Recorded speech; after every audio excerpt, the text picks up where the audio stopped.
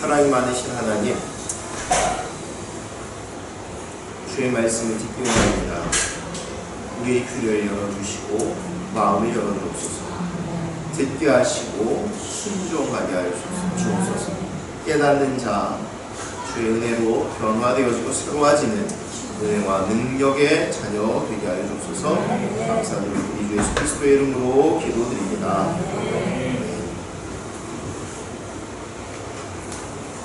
오늘은 레위기 말씀을 나누려고 하는데요. 레위기는 재미없는 말씀 같이 느껴집니다.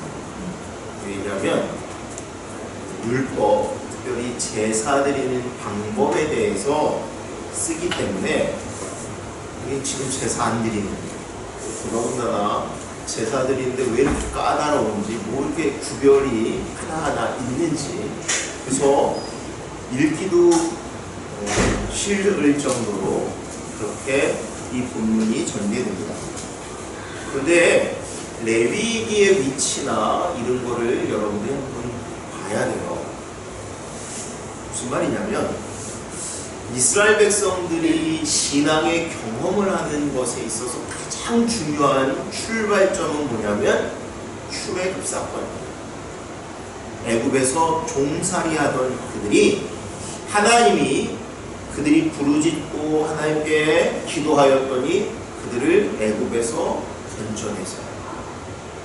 그리고 나서 우리가 아는 대로 가나안 땅에 들어가기 전 이 출애굽을 경험한 그들에게 하나님이 무엇을 주시냐면, 출애굽기 전반전은 출애굽에 대한 이야기가 나오고 후반에 뭐가 나오나요? 딱 반은 출애굽의 얘기고요, 반은 성막을 짓는 거예요. 왜 이 얘기가 나올까요? 성막은 하나님의 임재, 하나님이 계시는 곳이에요. 그 얘기는 이스라엘 백성들이 애굽에서 종살이하는 동안 내내 하나님께 부르짖고 하나님 기도하는데 그 하나님이 어디 계신지를 모르겠는 거예요. 오늘날도 많은 신앙인들이 근데 그 하나님이 도대체 어디, 나하고는 전혀 다른 먼 곳에 계시는 것 같아요. 성막을 지어서 이스라엘 백성들에게 그곳에 와서 예배하라고 하시는 제일 큰 이유 또는 목적은 뭐냐면, 내가 지금 여기서 너희를 기다리고 너희를 만나, 너희들은 이곳에 오면 나와 함께 할 거야. 그런데 하나님 앞에 나올 때에 그냥 내 마음대로 내 멋대로 나오는 것이 아니라 이 성막을 지으라고 하는 출애굽이 다음에 바로 나오는 게 이 레위기예요. 성막에 왔는데, 성막에 와서 제사를 드려야 되는데 제사를 어떻게 드리는데요? 그게 바로 레위기입니다. 예배를 어떻게 드리는데요 하는 것과 같은 문제예요. 하나님이 이스라엘 백성들에게 너희가 내게 와서 부르짖고 내가 그러면 들으리라 할 때, 우리가 방법을 모르겠어요. 여러분들 기도하라 그러면 땀부터 나요. 뭘 어떻게 해야 되는지 모르겠는데, 하나님이 레위기를 주신 이유는 내가 원하는 방법대로 너희가 내게 나아오라고 알려주시는 거예요. 어떤 목사님이 이렇게 표현한 걸 봤어요. 우리 가정집의 전이가 몇 볼트인가요? 220. 예전에는 100볼트도 있었는데 220을 쓰죠. 그러면 호흡 볼트 중에 예를 들어서 100만 볼트짜리가 있어요. 그거 여러분들의 가정에 끌어오면 어떻게 될까요? 터지죠. 그냥 집이 전체가 날아가 버릴 거예요. 우리는 은혜를 받기 원합니다, 축복을 받기 원합니다 그러는데, 그 목사님의 표현이 제가 맞는 것 같아서 인용하는 거예요. 하나님의 축복은 100만 볼트예요. 근데 그냥 부으면 어떻게 해요? 축복이 아니라 그냥 터져버리는 겁니다. 하나님께 나와야 되는데 왜 터지냐면 우리가 감당할 수 있는 은혜가 아니에요. 그 감당할 수 없는 이유 중에 첫 번째가 뭐냐면 이 죄의 문제입니다. 죄의 문제. 이것이 사라져야 하나님의 축복이 우리에게 온전하게, 정말 우리는 하나님의 능력은 놀랍습니다, 큽니다, 감당할 수 없는 놀라운 축복입니다 라고 얘기하는 것이 내 것이 되어지는 겁니다. 오늘 우리가 함께 나누는 본문은 그 중에서 이제 2장에 나오는 소재에 대한 이야기를 함께 나누려고 해요. 먼저 제가 말씀을 나눌 때 이 소재에 대한 일반적인 이야기들을 먼저 말씀을 나누고요. 그 일반적이라는 얘기는 신학자들이나 또는 많은 목사님들이 설교하는 본문에 대한 이야기인데 그렇게 보기가 어려운 것 같아요. 그래서 하여튼 먼저는 그 말씀을 나누고요. 그리고 다시 제가 이 말씀의 의미를 살펴보려고 합니다. 먼저 1절, 2절 함께 봅니다. 누구든지 소재의 예물을 여호와께 드리려거든 고운 가루로 예물을 삼아 그 위에 기름을 붓고 또 그 위에 유향을 놓아. 제사를 드리는데 소재라는 것은 곡식의 제사입니다. 근데 그 곡식의 제사를 어떻게 드리냐 하면 고운 가루에다가 유향을 놓아서 하나님께 제사를 드리래요. 무슨 가루요? 고운 가루. 가루를 곱게 해서.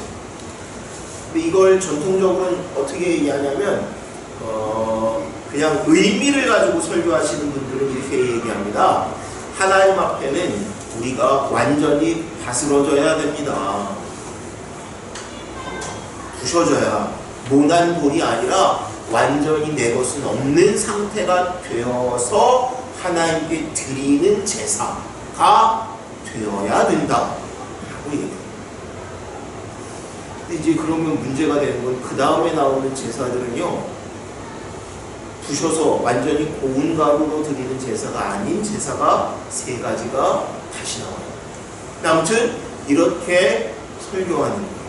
자, 2절에는 아론의 자손 제사장들에게로 가서 가져갈 것이고 제사장은 그 고운 가루 한 움큼과 기름과 그 모든 유향을 가져다가 기념물로 제단 위에서 불사를 지르는 아제라 여호와께 향기로운 냄새니라.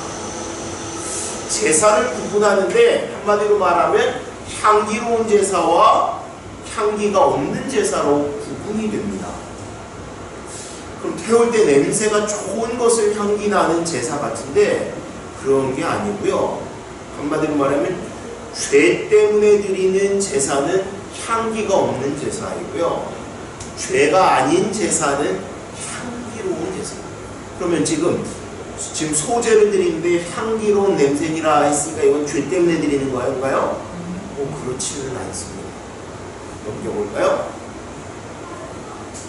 아까 고운 가루로 드리는 제사만 있는 게 아니라 나머지가 있기 때문에 완전히 나를 부순다라는 의미는 사실 안 맞습니다. 제가 이렇게 말씀드렸죠.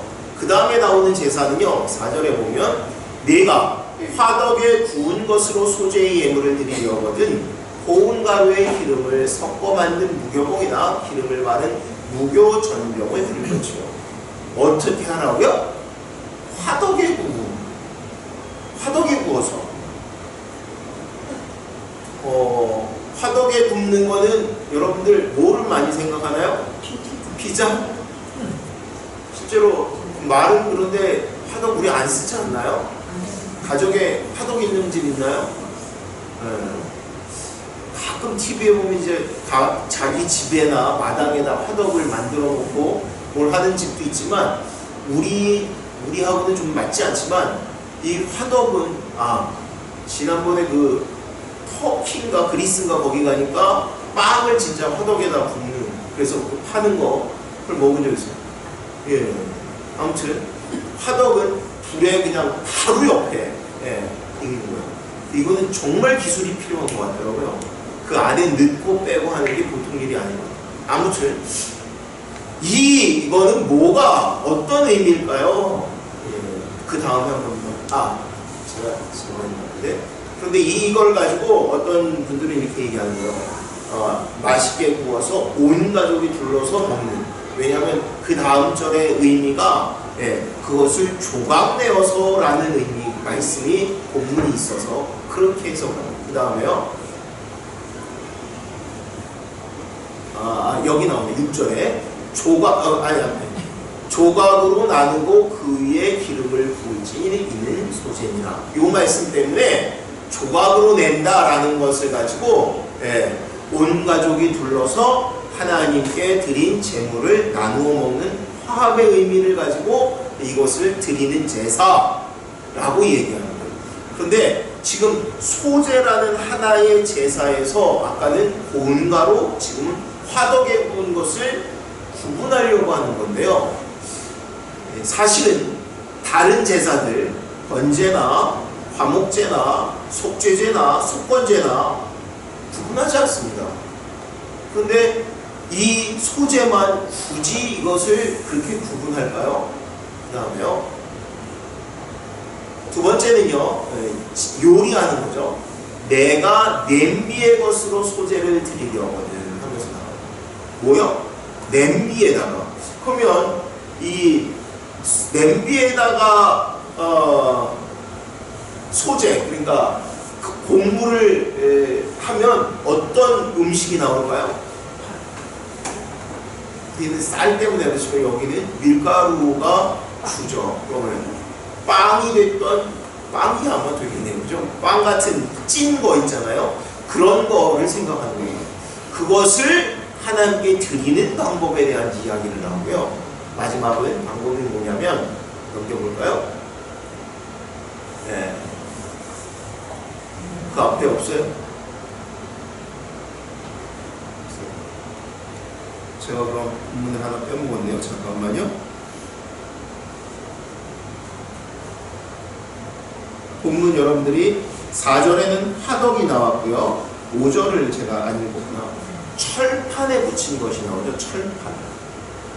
철판에다가 밀가루 반죽을 올려놓으면 어떻게 되나요? 전경 같은, 부침개 같은. 자, 그럼 우리는 소재로 제사를 드리는데 요리하는 것 같지 않으세요? 그죠? 실제로는요, 여기서 정말 중요한 단어가 뭐냐면, 고운 가루가 2절, 맨 처음에 나온 1절에 나온 것과 밑이 다르다는 겁니다. 우리는 고운 가루면 지금 고운 가루를 구하는 게 쉬운가요? 어려운가요? 그냥 구하면 되죠.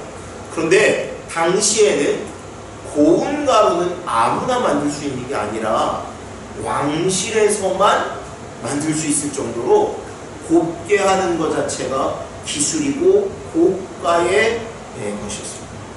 더더군다나 맨 처음에 1절에 나오는 제사는 뭐냐면 고운 가루 위에 기름 또는 유향을 붓는다고 했어요. 유향은요, 가격이 비싸서 어떻게 해요? 신약시대에 왔을 때도 예수님 발에 유향을 부었을 때 왜 그 비싼 걸 허비하냐라고 얘기하죠. 그러니까 값지게 제사를 드리기는 원하는데 가난한 사람은 이렇게 드릴 수가 없습니다. 그러면 소제에서 지금 방법을 나눈 건 사실은 다른 번제나 화목제나 다른 제사들도 어떻게 나누냐면 제사의 제물을 가지고 나눠요. 그죠? 방법은 지금 소제만 나누고 있고요. 다른 제사는 어떻게 나눠요? 소를 드릴 때, 그죠? 아니면 양이나 염소를 드릴 때, 아니면 비둘기를 드릴 때, 돈이 없으니까 어떤 사람은 생활이 넉넉한 사람은 소를 제물로 드리는 거고요. 이렇게 나누죠. 그러면 곡식은 어떤 면에서 가난하니까 모두가 드리는 것이 아니라 실제로 이스라엘 백성들이 가장 많이 드린 제사는 소제입니다. 소제. 하나님께 가장 많이 드리는 것은 소제이고요. 이 소제는 뒤에 이제 또 나누겠지만 제사장의 목으로 해서 양식이 되어지는 우리 식으로 얘기하면 11조의 근거가 되는 것 중에 하나예요. 그래서 이렇게 예물을 드리는 것이 모든 사람에게 보편화되어 있는 겁니다. 그런데 어떻게 해요? 고운 가루로 거기에다 유향까지 부어서 하는 건 하고 싶죠. 그러나 서민이, 돈이 없는 가난한 사람이 드리고 싶어도 드릴 수 있는 예물이 아니에요. 그럼 그 다음에 철판, 화덕, 그 다음에 냄비는 또 왜 그럴까요? 아니요. 우리는 이게 집마다 있을 수 있는 거잖아요. 근데 당시에는요, 생활의 수준에 따라서 어떤 집은 화덕이 있고요, 어떤 집은 그냥 철판을 쓰기도 하고요, 어떤 집은 냄비를 사용한다고 해요.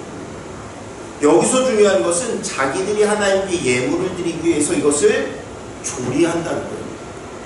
여러분, 우리가 제사에 대해서 볼 때 어떻게 해요? 제사 제물을 소를 끌고 오면 이 각을 제사장이 뜨는 걸로 알고 있지만, 실제로 잘 보면 끌고 온 그 사람이 각을 뜨게 되어 있어요. 끔찍한데 이게 아니고요, 자기가 하나님 앞에 헌신하고 전적으로 드리기 위해서 준비하는 거예요. 마찬가지로 예물을 하나님께 드리는데 어떻게 하냐면 하나님의 정성껏 준비해서 가지고 나오는 거예요. 그러니까 고운 가루와 나머지 방법들의 차이는 부의 정도에 따라서, 그런데 이 소재에서 정말 중요한 것은 어떤 방법으로 드리느냐가 아니라 그 안에 넣어야 할 재료가 있고 빼야 할 재료가 있다는 것입니다. 11절에 보면요, 함께 읽겠습니다.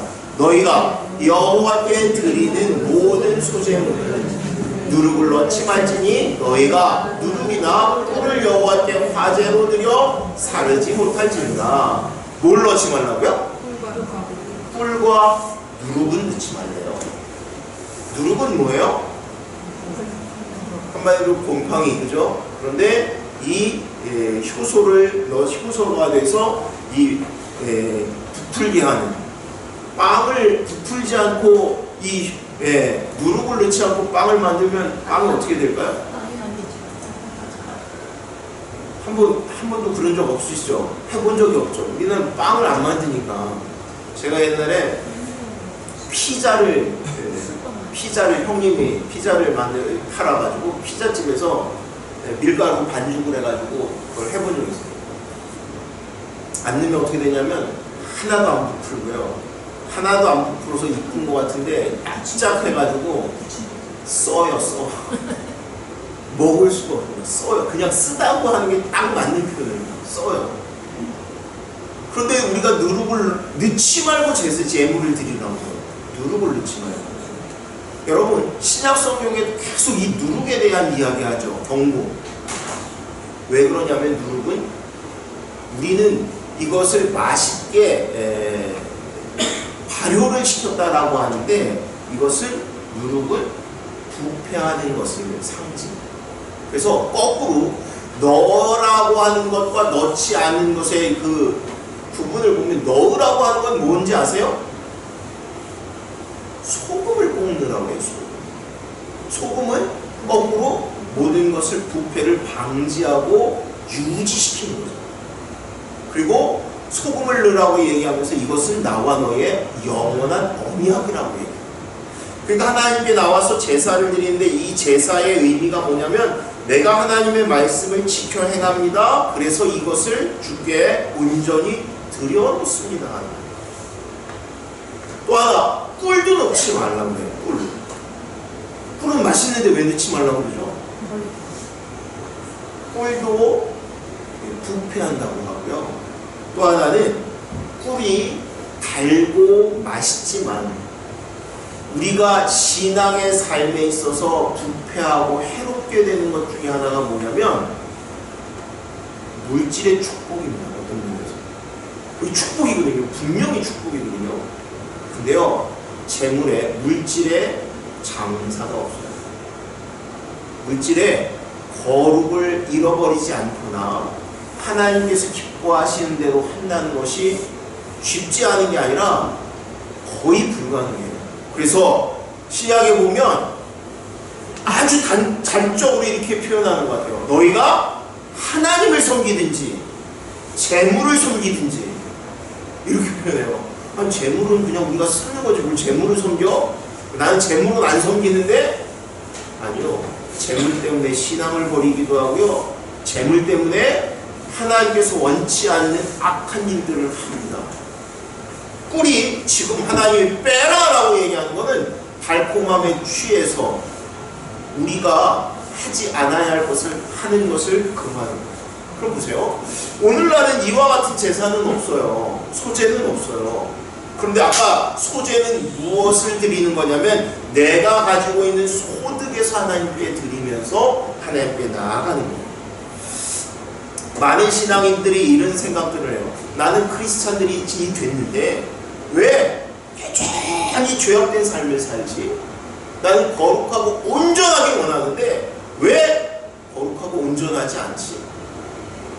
우리 교회는, 우리 교단은 성결교단이에요. 그래서 정말로 성결을 강조하고 성결하라고 얘기를 해요.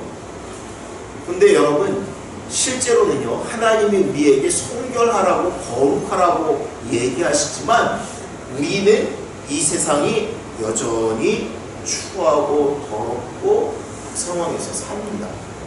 죄를 져도 된다라고 얘기하는 것이 아니라 지을 수밖에 없는 상황, 조건에서 살기 때문에 거룩하기가 쉽지 않습니다.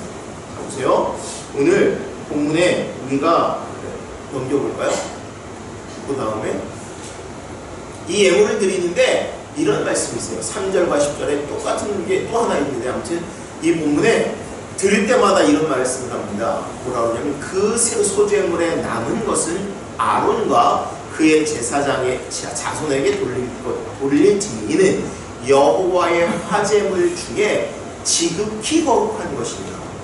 똑같은 말씀이에요. 10절에도 소제를 드리는데 하나님께 드렸어요. 근데 제사장이 이 제사를 드릴 때는 어떻게 하냐면 그 중에 조금을, 한 움큼을 하나님께 나와서 화제로 올려드립니다. 그리고 나머지는 어떻게 했다고요? 제사장이 받았어요. 제사장이. 근데 이거를 제사장이 받았는데 뭐라고 하냐면 이것은 하나님께 드린 것이고 하나님이 주신 거라고 얘기합니다. 여러분, 우리가 11조를 드리는데 우리가 소득은 11조라는 말이 10의 하나잖아요. 10 중에 1, 10분의 1이죠. 그러면 내 소득은 10분의 10이에요? 10분의 1이에요?